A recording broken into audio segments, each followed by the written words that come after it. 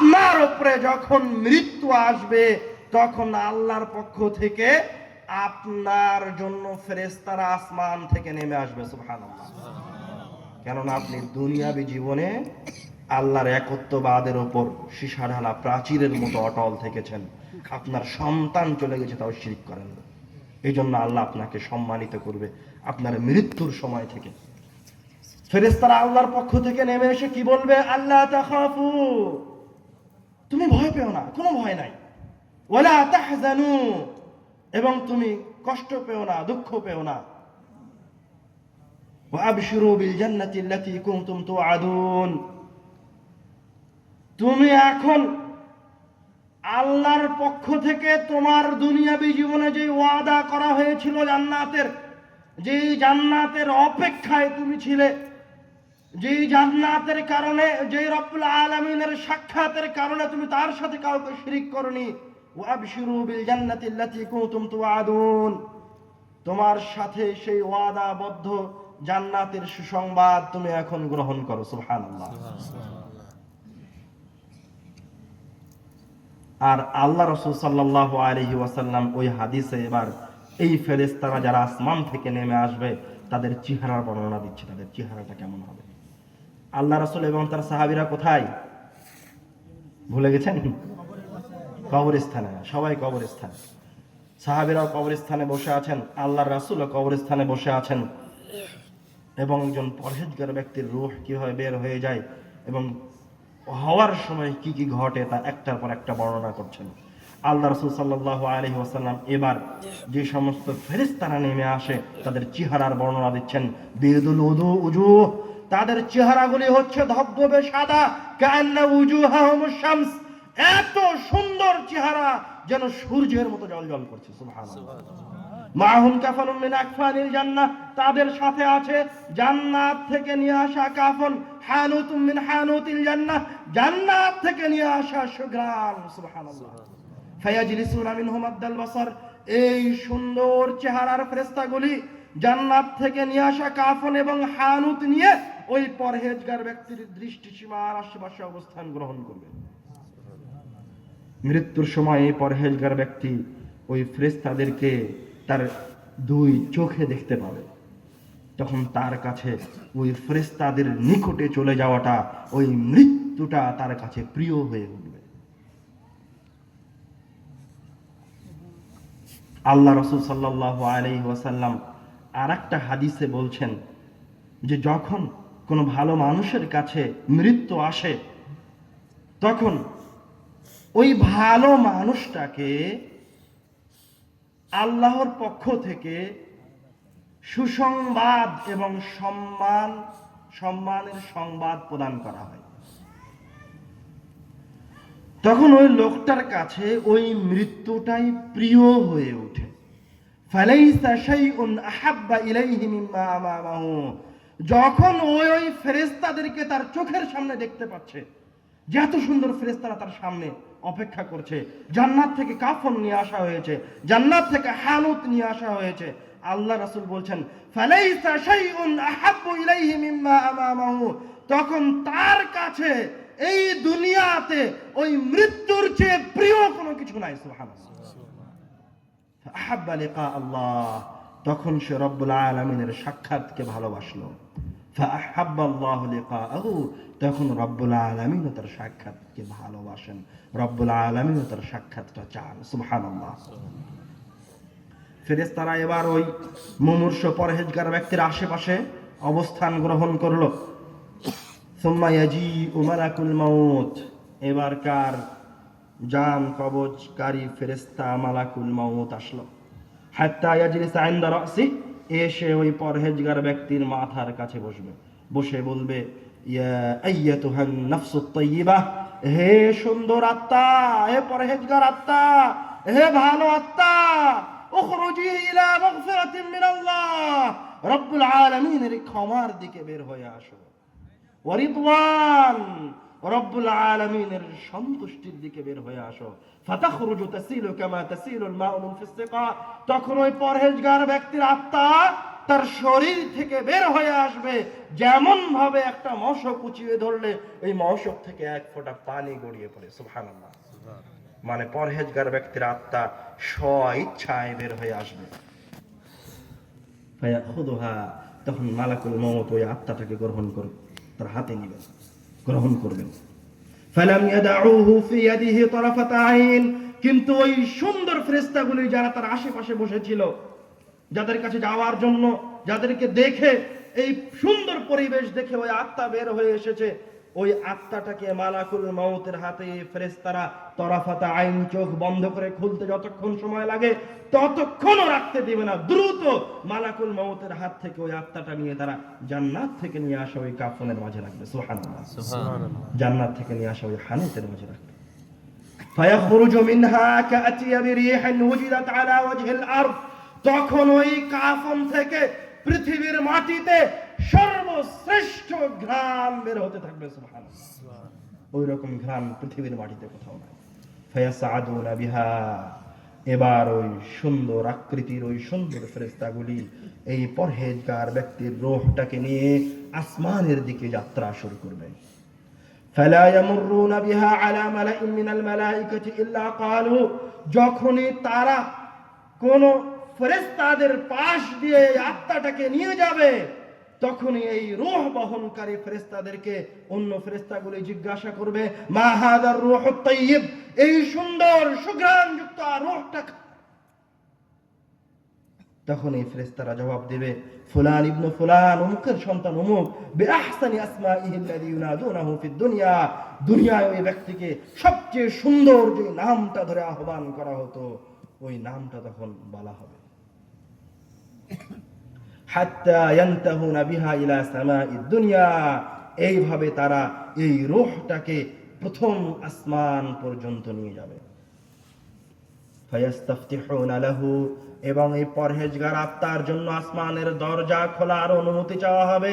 ফায়ুফতাহু লাহু, তখন এই পরহেজগার আত্মার জন্য আসমানের দরজা খুলে দেওয়া হবে। সুবহানাল্লাহ, শুধু আসমানের দরজা খুলে দেওয়া হবে না, ফায়ুশাইয়ুহু মিন কুল্লি সামাইন মুকাররিবুহা, প্রত্যেক আসমানে যে ফেরেশতারা থাকে ওই ফেরেশতারা এবার এই সুন্দর রূহকে অভ্যর্থনা দিয়ে এক আসমান থেকে আরেক আসমানে পৌঁছে দিবেন। সুবহানাল্লাহ।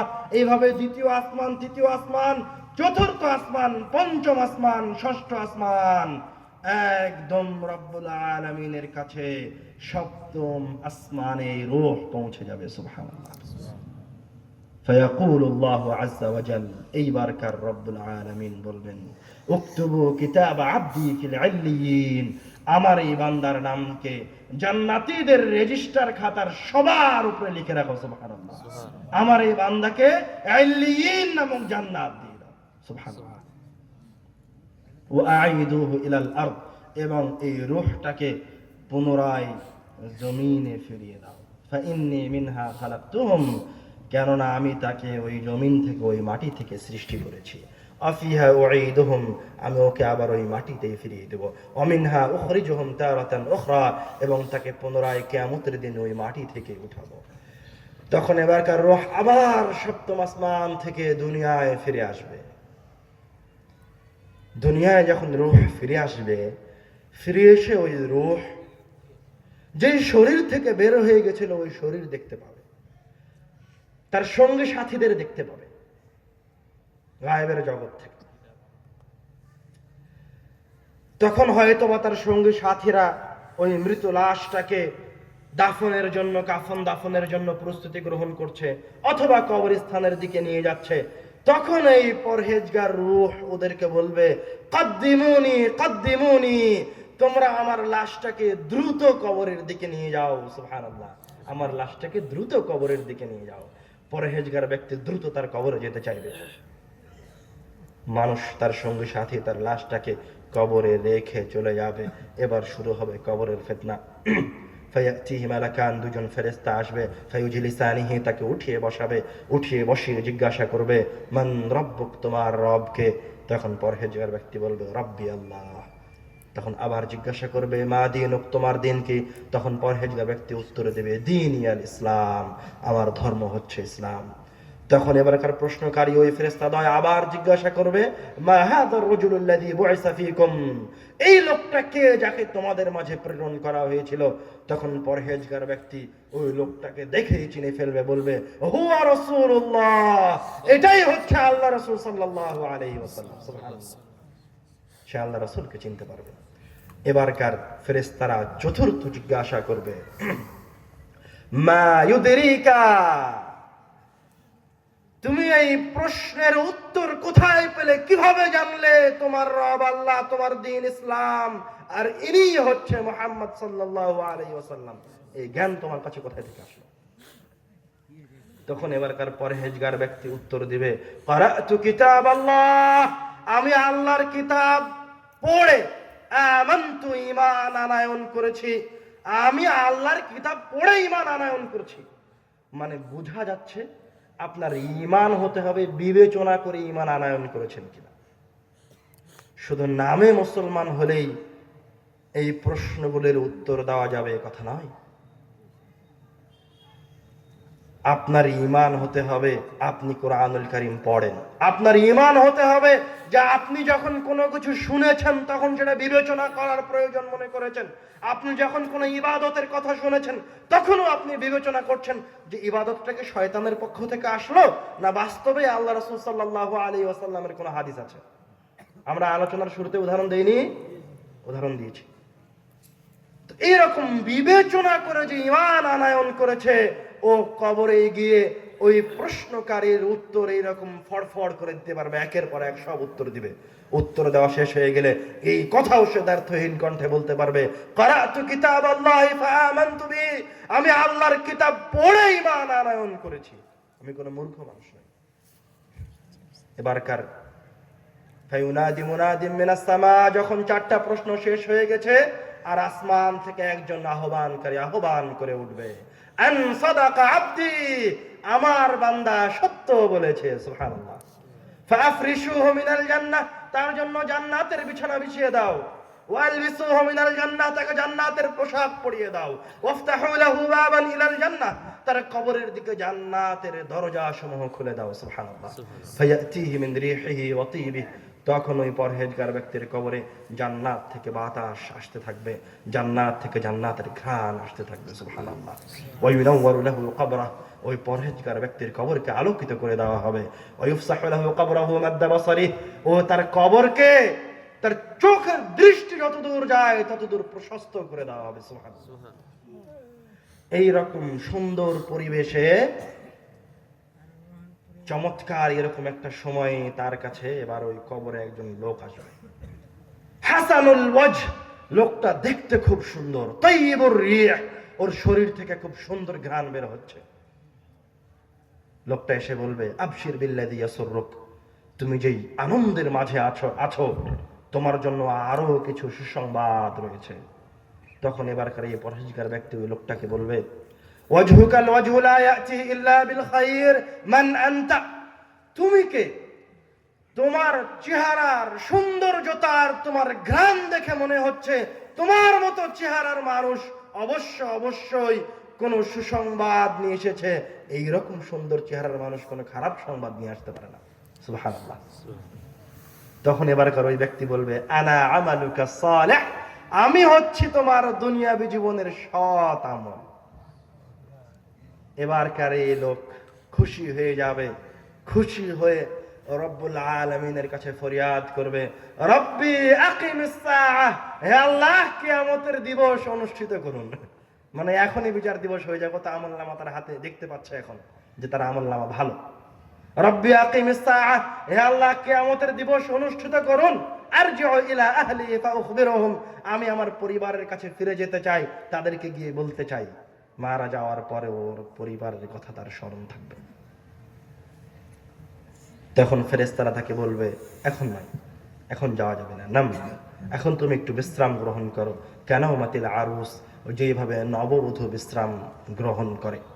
আল্লাযী লা ইউকিযুহু ইল্লা আহাব্বা আহলিহি ইলাইহি, নববধূ যেমন বাসর ঘরে ঘুমিয়ে গেলে যে কেউ এসে তাকে ডাকে না, ও যখন গেট বন্ধ করে বাসর ঘরে ঘুমিয়ে যায় তখন যেমন সকাল বেলায় তার পরিবারের তার সবচেয়ে নিকটতম ব্যক্তিটা এসে সকালে ডাকে, অথবা ওই পরিবারের সবচেয়ে সম্মানিত ব্যক্তি এসে তার গেটে বাড়ি দেয় আর বলে যে সকাল হয়েছে, সকাল হয়েছে, এখন ঘুম থেকে উঠো, ঠিক তেমনি ভাবে পরহেজগার ব্যক্তি কবরে শুয়ে যাবে, একদম কিয়ামতের দিন রব্বুল আলামিনের পক্ষ থেকে তাকে কবর থেকে উঠানো হবে। সুবহানাল্লাহ। আমরা হাদিসের এই পর্যন্ত বলে আমাদের আলোচনা এখানে শেষ করছি। এই হাদিসের দ্বিতীয় অংশ আছে, খারাপ মানুষের রূহ কিভাবে বের হয়ে যায়। একাধিক আলোচনার মাঝে আছে, ইনশাআল্লাহ সময় আবার কখনো আপনাদের সামনে বলা হবে। এই হাদিস বলে আমাদের জন্য যেটা জরুরি শিক্ষণীয় বিষয়, সেটা হচ্ছে আপনি নিজেকে প্রশ্ন করেন, নিজের ব্রেনের কাছে প্রশ্ন করেন যে আপনি কেমন মৃত্যু চান। আপনি কি চান যে আপনার কাছে রব্বুল আলামিনের পক্ষ থেকে আপনার মৃত্যুর সময় এরকম সুন্দর সুন্দর ফেরেশতারা আসুক, জান্নাত থেকে কাফন নিয়ে উপস্থিত হোক, জান্নাত থেকে হানুত নিয়ে উপস্থিত হোক? যদি চান তাহলে সেইভাবে প্রস্তুতি গ্রহণ করুন। আপনাকে বললাম যে এই দুনিয়াবি জীবন আপনার কাছে 2 ঘন্টার পরীক্ষার সময় যত ছোট, আল্লাহর কাছে তার চেয়ে আরো বেশি ছোট। সুতরাং আপনি এই দুনিয়াকে সবকিছু মনে করিয়েন না। এবং আপনি কিভাবে বুঝলেন যে তার চেয়েও বেশি ছোট? কিয়ামতের একটা দিন হচ্ছে 50 বছরের সমান, আর আপনার এই জীবনে আপনার গড় আয়ু হচ্ছে 60 থেকে ৭৭ বছর। কিয়ামতের একদিনের কাছে আপনার এই দুনিয়াবি জীবন সর্বোচ্চ 2 থেকে 5 মিনিট সময়। সুতরাং এই 2 থেকে 5 মিনিট সময়ের জন্য যে সময়টা রব্বুল আলামিন আপনাকে পরীক্ষার জন্য দিলেন, সেই সময় আপনি রব্বুল আলামিনের নাফরমানি করিয়েন না। এই 2 মিনিট সময়ের জন্য আপনি কিস্তিতে টাকা তুলিয়েন না, সুদের ওপর অর্থ তুলিয়েন না, মানুষের সাথে মিথ্যা কথা বলিয়েন না, জেনা করিয়েন না, ব্যভিচার করিয়েন না। ঈমানের ওপর থাকার চেষ্টা করেন, বুঝে সুঝে আমল করার চেষ্টা করেন, যেন আপনার মৃত্যুটা সুন্দর হয়, আপনি যেন সুন্দরভাবে এই পৃথিবী থেকে বিদায় নেন। রব্বুল আলামিন আমাদেরকে এই পৃথিবী থেকে সুন্দরভাবে বিদায় নেওয়ার তৌফিক দান করুন। আল্লাহুম্মা আমিন। আল্লাহুম্মা আমিন। এই বলে আমি আমার কথা এখানে শেষ করছি। ওয়া আখিরু দাওয়ানা আলহামদুলিল্লাহি রাব্বিল আলামিন। আপনাদের মাঝে এই প্রোগ্রামের আয়োজকরা কিছু দান উঠাবেন। আপনাদের যারা দান উঠাবেন তারা ব্যাগ নিয়ে ঢুকে যান। আপনারা যে জায়গায়, আপনারা যারা এখানে উপস্থিত আছেন, অবশ্যই আপনাদের সাধ্য অনুযায়ী দান করবেন, বা পকেটে যত টাকা আছে সব টাকা দিয়ে চলে যাবেন, এই নিয়ত করে যে হে আল্লাহ, আপনি এই টাকার বিনিময়ে আমাকে জান্নাতে দিয়েন, এই টাকার বিনিময়ে আমাকে বিপদ থেকে বাঁচাইন। কেননা ইবাদতের মাঝে সবচেয়ে শক্তিশালী ইবাদত, সবচেয়ে বেশি শক্তি যে ইবাদতের কাছে আছে, সেই ইবাদতের নাম হলো আল্লাহর রাস্তায় দান করা, টাকা পয়সা দান করা। সুতরাং অবশ্যই দান করতে পিছুপা হবেন না। মুসলমান মুমিনদের মাঝেও কিছু মানুষ আছে যাদের পাপ অন্যায় আছে, তো তাদের কাছে যখন মৃত্যু আসবে, যখন কোনো মুমিন পাপিষ্ঠর কাছে মৃত্যু আসবে, তখন সে আল্লাহর কাছে ফরিয়াদ করে বলবে, রব্বি লাউলা আখারতানি ইলা আজালিন করিব, তুমি যদি আমাকে আর একটু সময় দাও, লা আসাদদাক ওয়া আকুম মিনাস সালিহিন। হে আল্লাহ, আপনি যদি আমাকে আর 1 মিনিট সময় দেন, তাহলে আমি আমার অর্থ সম্পদগুলি দান করে সালেহিনদের অন্তর্ভুক্ত হয়ে যাব। কেননা ওই মুমিন ব্যক্তি মৃত্যুর সময় বুঝতে পারবে যে তার দানই হচ্ছে সবচেয়ে শক্তিশালী ইবাদত, যে তার এই মৃত্যুর সময় সবচেয়ে বেশি কাজ করতে পারে, এবং সে রব্বুল আলামিনের কাছে সবচেয়ে অল্প সময় চাইবে। 1 বছর সময় চাইবে না, 10 বছর সময় চাইবে না, 1 ওয়াক্ত সালাত আদায়ের সুযোগ চাইবে না। ও মুমিন, ও জানে যে দানের শক্তি আছে, ও বলবে 1টা সেকেন্ড সময়ের প্রয়োজন দান করার জন্য, কিন্তু তখন আর দান করার সুযোগ দেওয়া হবে না, তখন আপনার রূহকে বের করে নেওয়া হবে। এই জন্য অবশ্যই দান করতে কার্পণ্যতা বোধ করবেন না। যা টাকা আছে তা দান করে দিয়ে চলে যাবেন। আবু বকর রাদিয়াল্লাহু তাআলা আনহুর মতো করে দান আপনাদেরকে করতে বলা হয়নি। আবু বকর রাদিয়াল্লাহু তাআলা আনহুর যা টাকা পয়সা ছিল সব দান করে দিয়েছেন, অর্থ সম্পদ। ওমর রাদিয়াল্লাহু তাআলা আনহু তার অর্ধেক সম্পদ দান করে দিয়েছেন। আপনিও মাঝে মাঝে অন্তত যখন কোনো প্রোগ্রামে উপস্থিত হন বা জামিয়া সালাফিয়ায় যান অথবা এরকম কোনো দ্বীনি কাজে উপস্থিত হন, তো অন্তত আপনার পকেটে যত টাকা আছে সব টাকা দান করে দেন, যে আল্লাহ আপনার সন্তুষ্টির জন্য দান করলাম। আল্লাহ রাব্বুল আলামিন আমাদেরকে সদা সর্বদা কল্যাণের উপর থাকার তৌফিক দান করুন, কল্যাণময় জীবন যাপনের তৌফিক দান করুন। আল্লাহুম্মা আমিন। আসসালামু আলাইকুম ওয়া রাহমাতুল্লাহ। দেখেন, আবারও বলছি, আলোচনা ভুলে যাবেন না, আলোচনা মনে রাখার চেষ্টা করিয়েন। লম্বা আলোচনা ছিল, এটা যদি মনে না রাখেন তো এতক্ষণ কথা বলার কোনো উপকারিতা নাই। আমি কথা বলবো, এরপরে আবার আব্বু কথা বলবে, তো এর বলার পরে যদি আপনি এখান থেকে কোনো কিছু না নিয়ে যেতে পারেন, তাহলে আমি কেন এত কষ্ট করে আপনার সামনে 1.5 ঘন্টা যাবত হাদিসের অনুবাদ করলাম। আল্লাহ রাসূলের উপর দরুদের অনেক ফজিলতের হাদিস আপনাদের সামনে পেশ করেছি অনেকক্ষণ যাবত। অন্তত ঘটনা মনে রাখার চেষ্টা করবেন, ফজিলত মনে রেখে দরুদ পাঠ করবেন। তারপরে শয়তানের কথা বললাম, সব সময় শয়তান আছে এটা মনে রাখার চেষ্টা করবেন। তারপরে মৃত্যুর কথা বললাম, আপনিও সব সময় আপনার মৃত্যুর কথা স্মরণ করে প্রিপারেশন গ্রহণ করবেন। আসসালামু আলাইকুম ওয়া রাহমাতুল্লাহ।